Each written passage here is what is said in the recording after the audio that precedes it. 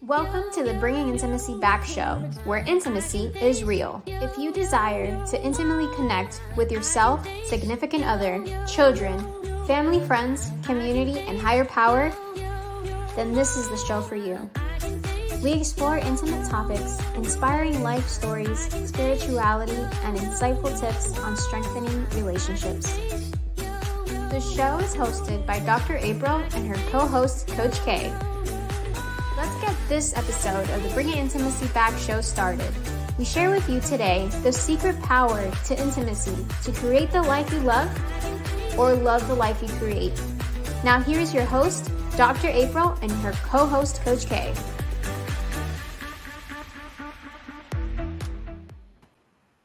Welcome to the Bringing Intimacy Back show, where intimacy is real. How are you doing, Coach K? I'm doing great. How about yourself? I'm doing wonderful. Yes. And so I'm so excited that we are talking about this topic. Can you date someone with a different religious belief? Yeah, this is a really, really, really good topic. And I think it's probably not even discussed enough before getting too far into the dating world. So I'm glad we're talking about it. Yes, because it's one of those things that are crucial to a person. You know what their spiritual beliefs are. Yes, indeed, especially if it's deep-rooted in the family. Yes, definitely. Yes. But before we get started on that, one of the things that we always talk about here is a charity. And one of the great charities that we're doing is called Better Tomorrow. And Better Tomorrow is a charity that focuses on strength and helping people overcome adversity, which is so critical today. It is. Every resource that we can get or that we know about in that support realm is necessary. Right. Because there's always tomorrow. And if you're out there listening and you feel like, today looks cloudy, today looks whatever the case may be, there's always tomorrow. And this organization is called www.bettertomorrow.org. Because it can always be better tomorrow. I love it. Yes, definitely. So let's talk about this whole dating aspect. Yes, because I think as we get older or we leave our parents' house, one of the main things that we focus on besides career is who are we going to spend time with in our intimate time here as an adult on earth. Yep, that's because just like the career, that's something that you want long term. Just like buying a house, you want that long term. So having a partner by your side, you kind of want that long term. So that's right up there with the major thing. And that's even a late middle school, early high school sometime thought for some people, because you hear about these, high school sweethearts, and it's like, whoa, that's a long time. Yes, definitely. As someone who's been out in the dating world, I'm a believer that you should know what you want, number one, before you go out there. Right. Yeah. You have to, because otherwise you just end up with anything, accepting all things. And you may feel unfulfilled because you don't know what you were actually out looking for. Right. And if you're out there in the dating world, like, well, I don't know. It's good to just casually date, but you start to, when you're looking for that mate, to have children with or to enjoy, your years on earth, and you're looking for that soulmate, as many times people say.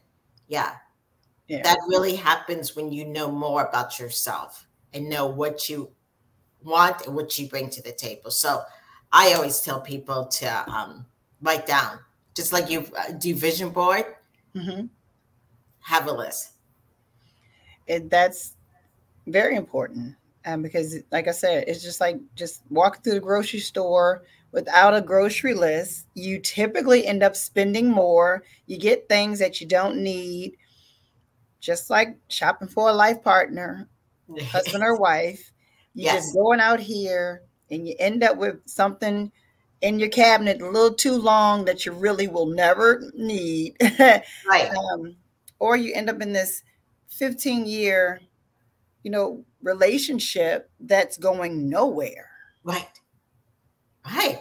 And one of those things on the list is a person's spirituality, their faith. Should be in the very top part of the list, in my opinion, because that really does matter, especially when trying times show up. Mm-hmm. That's typically when any of us who do have a faith or belief or spiritual power that we believe in, or religion, that's when we lean into that the most. So if when trying times come up and that's where we're leaning and we're leaning this way, that may cause an entirely new problem. However, I do believe that it's doable. Right, right. Yeah. But I'm glad how you even mentioned that in trying times, because that's really critical. What do people do when they have stress? And if you're, a person that has a strong faith and you depend on that, versus some people, go to the alcohol or go to, strip joints or gamble or whatever the case may be. But it is really important to, and even in my own dating, for someone to have a faith. Right. And I like how you said of faith. Yes. It doesn't have to be just one thing. Right. Because people, will believe in what they believe in. But that comes with just believing in something. Right, right. Yes. However, in the spiritual and in the Christian and all these, there's so many different religions out there. And for most of the majority of the religions, they do have a common theme. Right. About loving your higher power and loving your neighbor as yourself. But sometimes there's so much division. And even within a major religion, such as Christianity, yeah. You know what I'm saying? There's division between Baptists, Catholic, Lutherans. Yeah. And can you date someone who has a different religious belief? What are the boundaries?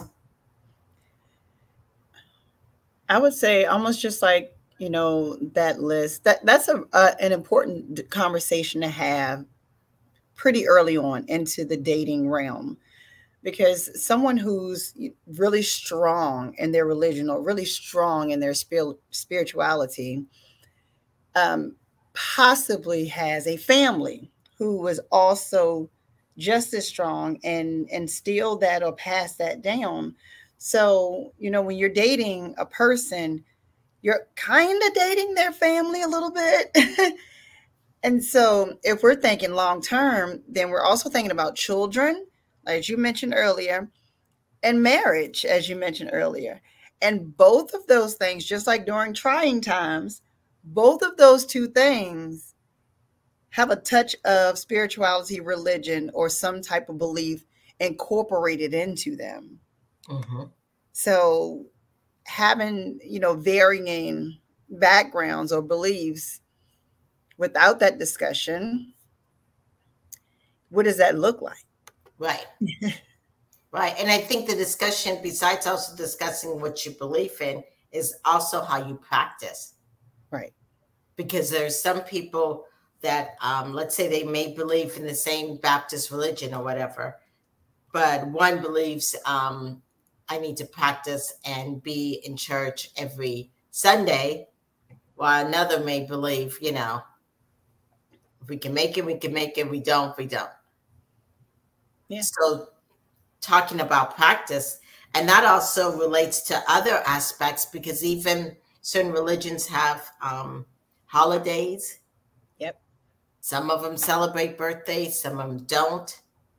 These are things that you have to bring to the table. And how do you negotiate that? Yeah.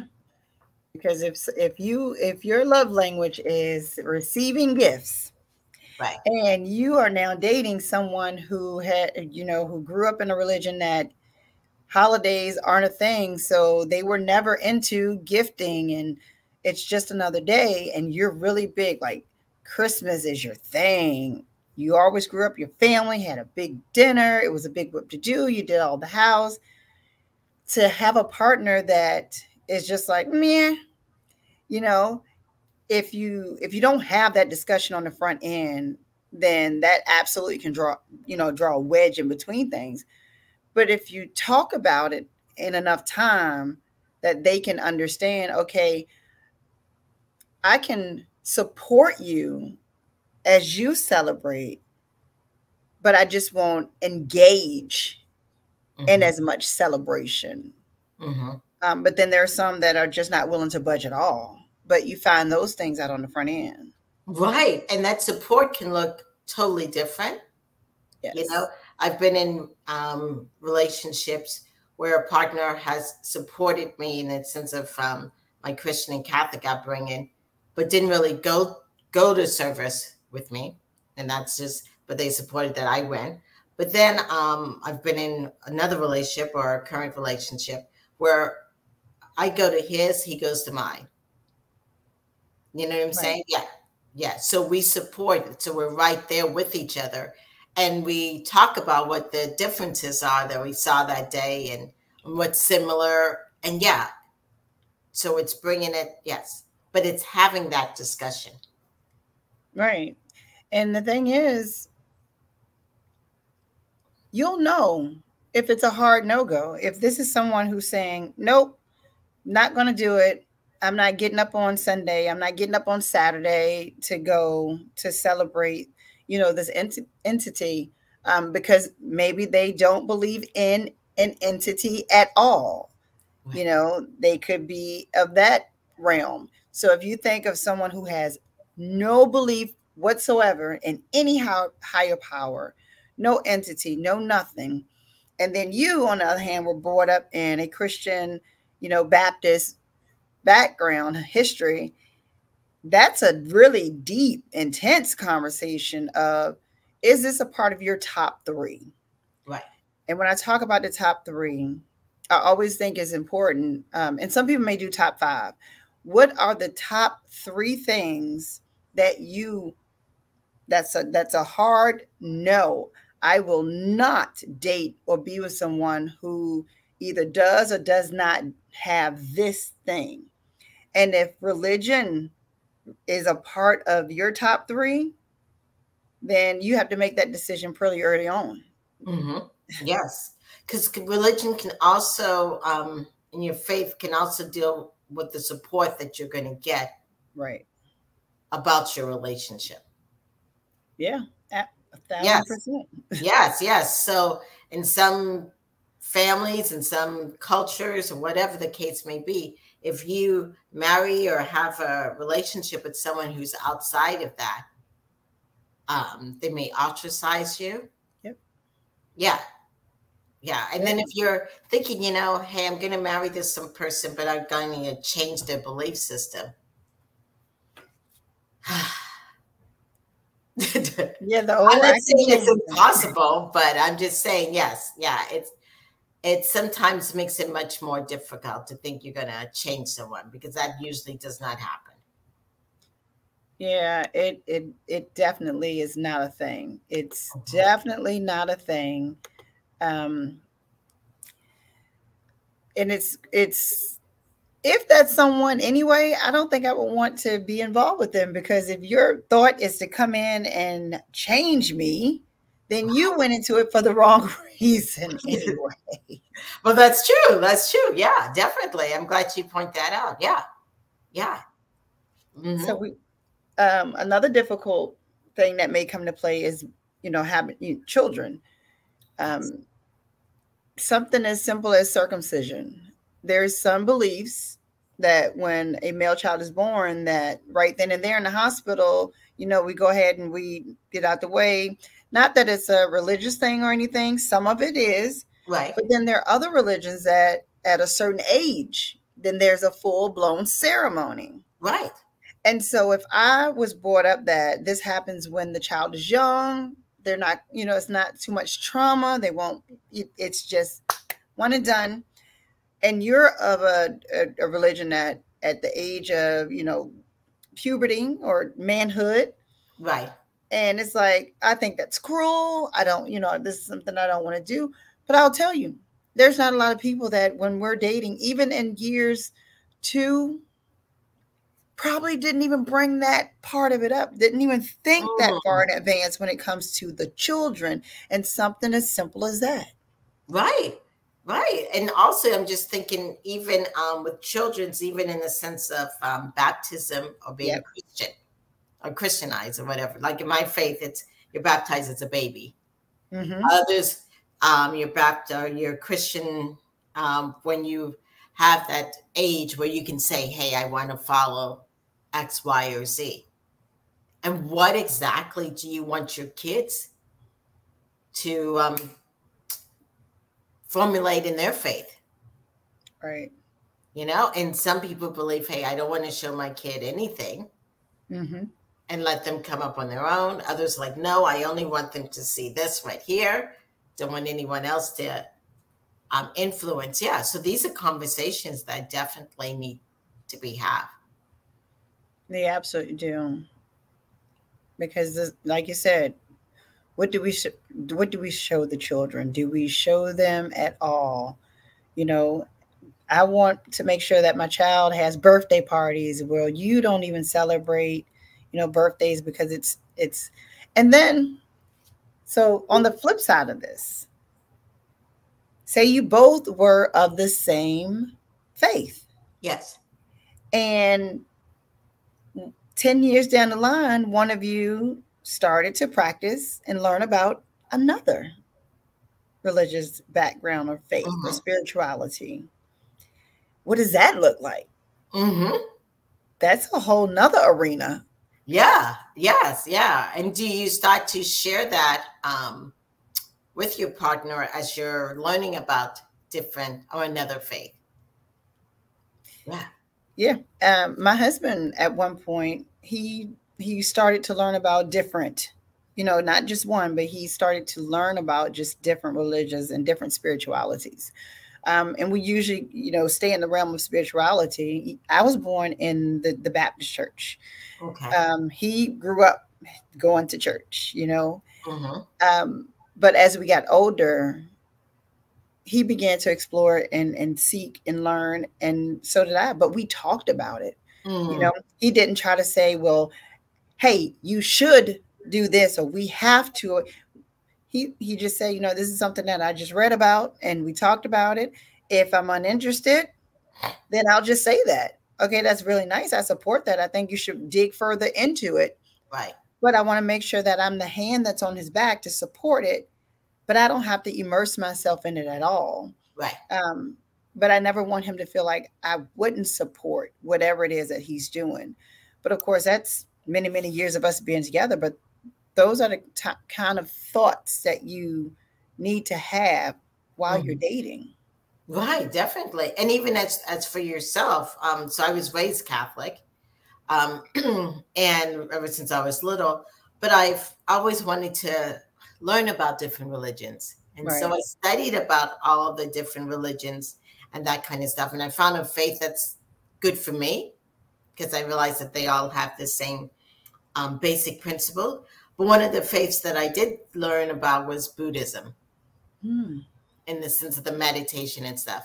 And so when I met my current partner, who grew up in a Methodist, yes, and he does practice Buddhism, I was able to relate and figure out where the commonalities are, And I do think in the search for faith, everyone should not just take what your parents say, but search, and find what's good for you.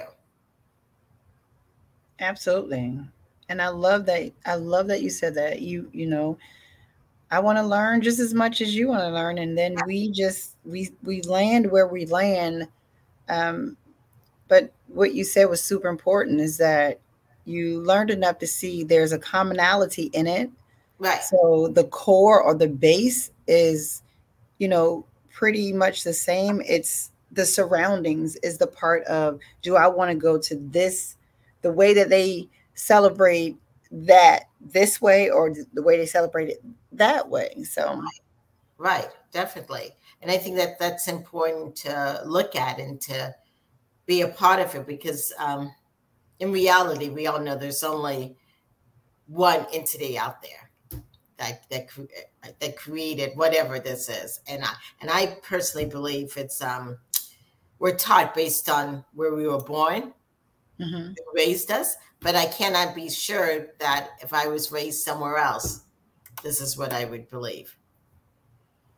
Yeah, that the pockets of religion is real. Mm-hmm. Based on what someone is, you have a good idea Right. of where they come from. Like if all of us were in the same state, you would know, oh, that person is probably from Northeast something, because that community there is really strong. Like the Amish community, Right. they have a very strong faith in who they believe in and the practices that come with it. Right. Exactly. And that's what you mentioned earlier. It's not just the faith; it's the practices Right. of it. Right. But we don't know if you and I were born into an Amish um, culture, would we still have the same belief system as we have now? Or if we were Right. born in China, or we were born in XYZ, because we're so influenced by the people that raise us, the things that we see on TV, our, our city, our town has influenced how we see things. Yeah. And now let's think about the wedding.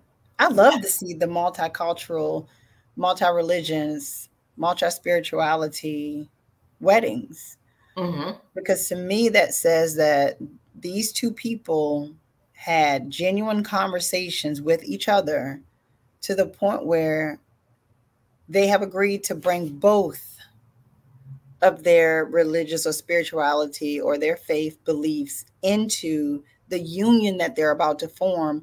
And they're also showing their families that this is what we accept of each other, Right.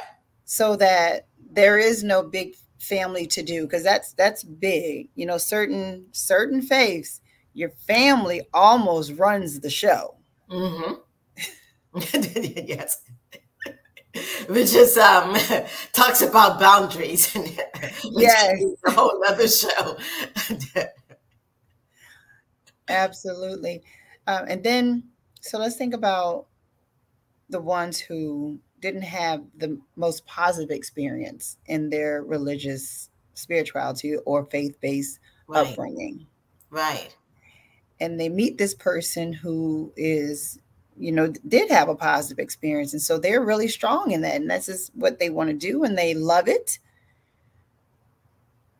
If you don't have that conversation, that is also a really, really, really tough conversation to have. Mm-hmm. Because you have to dig into some, and it's usually, from pretty young. So you have to reopen some possible wounds.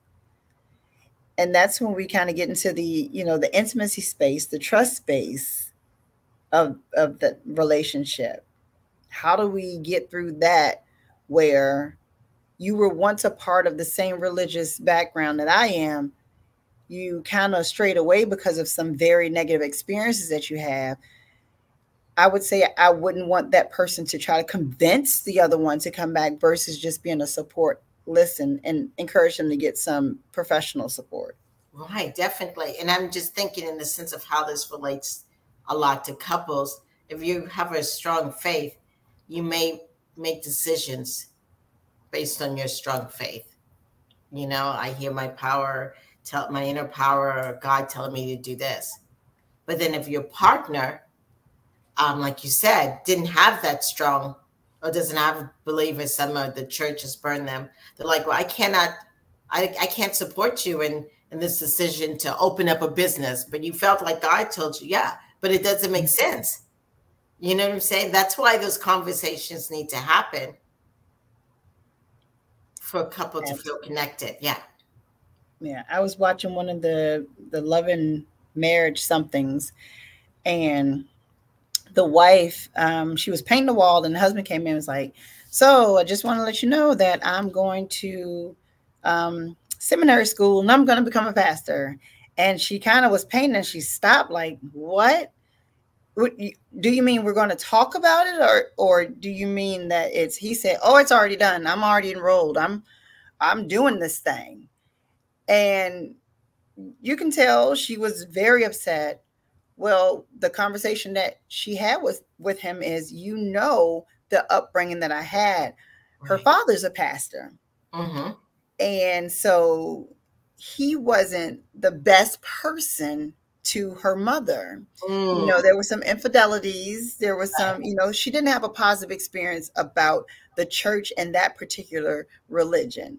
Mm-hmm. And so now her husband, who's already made the decision, and she said that it's triggering to me because these are the things that my dad did to my mom, which is made decisions without talking to her. Right. And now it's like, okay, so I know that there were infidelities. Is that the next step? Mm-hmm. So people do have those negative experiences, and they can be triggering for the other person. So to make that decision without even talking to her, and they were already married, that's huge. That's a big no-no. Right. Yeah. And then I was also thinking, even when we talk about practicing, when two people who, let's say they have strong faith and they've practiced, but they each are tied to their own church, their own XYZ, then when you bring them together, how do you decide which church to go to, what service to do, this and that? Those conversations. Yeah. I never missed a Sunday, so it's no way that we can go to mine every other Sunday so that we can go to yours. And I don't want to get up early and go to the 8 o'clock for yours, and then we go to 11 o'clock. It's So it's what's in your top 3. What are you willing to accept? I love that you talked about finding the commonality between all of them. Mm-hmm. I think the one that will probably be the most difficult is for someone who doesn't believe in any type of entity whatsoever. An atheist and a Christian or a Baptist or a Buddhist or a spiritualist. Right. That's probably going to be a hard sell right there. Mm-hmm. Unless some really serious, deep, and truthful conversations I had. But you can't talk about every scenario. Right, exactly. Before you get married. Yeah. And there are people who are atheists and there are people who are agnostic, and you may not. I know when I was in college, I met someone, and her parents just never talked about God or anything or any higher power. So she's like, had no belief system. And how that is totally different than having a belief system, like you said, that may be a negative experience. Yeah. Or having a positive one, or having a mixture of a variety of things. Yeah. I guess the main thing we're talking about is you got to communicate it. You got to start talking about it, because it can lead to a lot of miscommunication, lack of trust. Yes. Lack of intimacy. Lack of intimacy, yes. And that intimacy of spiritual intimacy is so important. It is. Yeah. It's almost the connection of you with you. Right. Right. Exactly. Exactly. Because in reality, we're all connected. Mm-hmm. Yeah. Yeah. We're just talking about how it's connected, but we're all connected. This is such an important conversation. And there's someone that will see this that have been dating. And like you said, when you think about the young lady who the parents just never talked about, God or spiritual being or anything, just never talked about it whatsoever. So it was never a forethought in their mind for them to go out into the world and meet someone. And this is what they do talk about. Will that turn into now from a null experience to a negative because, oh my gosh, you're talking about this too much, I don't want to hear it? Right. Or will it turn into a, I really want to learn more, an inquisitive place? Mm-hmm. Yeah. So, but Yeah. you just don't know. Right. Right. And so we wanted to just bring this topic out as an inquisitive in the sense of the importance of talking about faith and talking about spirituality. And if you're out there in a relationship and you have a different religious belief, what we're saying is you need to talk about it. You need to start working at, can I live with this? Can I not? What are the similarities? What are the differences? If we do decide to have children, how's that going to impact? Yes. Yes. Think about all of the major life events that potentially could happen between you and your partner and weigh that out before making a huge commitment.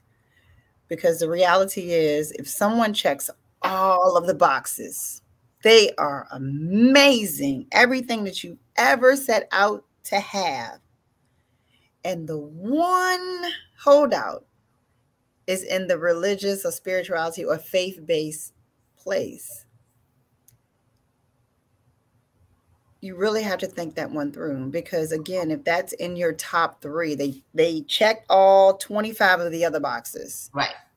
But if that is in your top 3 or your top 5, right, are you willing to make that compromise? Right.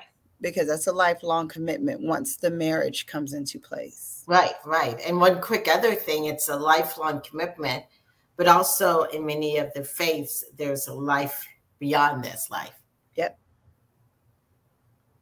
Yeah. Yes, yeah. And having different viewpoints of what happens is also something to talk about and discuss. Oh, yes. Yes. Yes. Definitely. Yes. Well, this has been a great discussion. We're going to take a break and we'll be back and to talk about what's our upcoming shows. We'll be back in a moment. Are you in a relationship with someone that you see often, but you feel so disconnected with them? Bringing intimacy back can help you bring the intimacy back to your relationship. BIB is dedicated to inspire, enlighten, and encourage intimate connections. Live shows, weekly guest speakers with over 29,000 downloads. We can help promote your products and services, grow your business and clientele with BIB. Want to become part of the BIB family? You can now sponsor with us. Welcome back to the Bringing Intimacy show, where intimacy is real. Yes, that was a wonderful conversation about different religious beliefs and how that's so important in the intimacy of a couple. And so one call to action is, if you're out there and you're like, we always talk about intimacy on this show, and you're wondering, am my partner and I, are we compatible? Do I have self-intimacy? How's my spiritual intimacy? Well, we have on our website on bringingintimacyback.com intimacy quizzes to help bring insight into that inquisitive mind, or you want to know, hey, how good am I at intimacy? Check out the quizzes on bringingintimacyback.com. And you may end up, if you sign up for the quiz, get some freebies as you sign up and look. Yes. So. All right. I love freebies. So y'all need to go and take these quizzes. You get to learn something and possibly get something free. Listen, knowledge and freebies. We have some great shows coming up in the coming weeks.